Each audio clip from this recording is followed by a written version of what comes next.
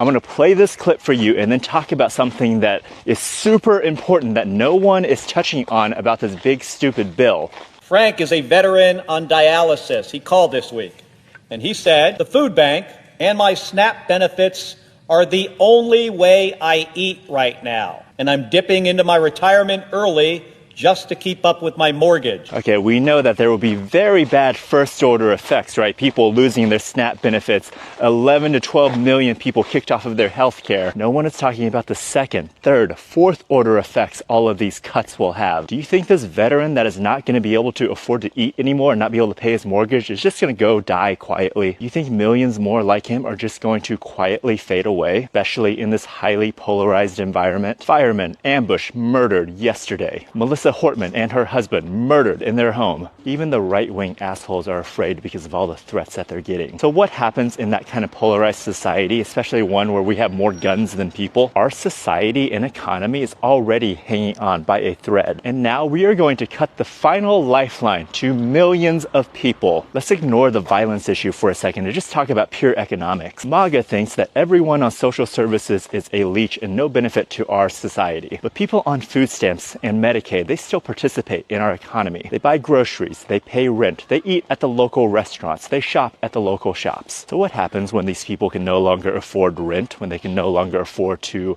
eat at the restaurants? The whole point of the COVID bailouts was to stop this systemic economic collapse. The whole point of the social services we have now was because we learned after the Great Depression that you need these to prevent an economic collapse. Because we're taking billions of dollars that are helping people hang on by a thread right now, and we're giving it to billionaires. The billionaires are not going to spend that money at the local stores. They're not going to spend it at 7-Eleven or Dollar General. There will be no trickle-down effect as they gain more trillions. I mean, this bill really is like a speed run to societal collapse. You know, I had a little bit of hope last month that maybe the courts would stop it, that maybe institutions standing up would stop it, but I'm right back to where I was. Food, water, get in shape, organize locally, Second Amendment. These policies are going to hurt so many people and create so much chaos. Again, what do you think is going to happen when people lose their last lifeline and they're full of rage and full of division and they have access to so many weapons?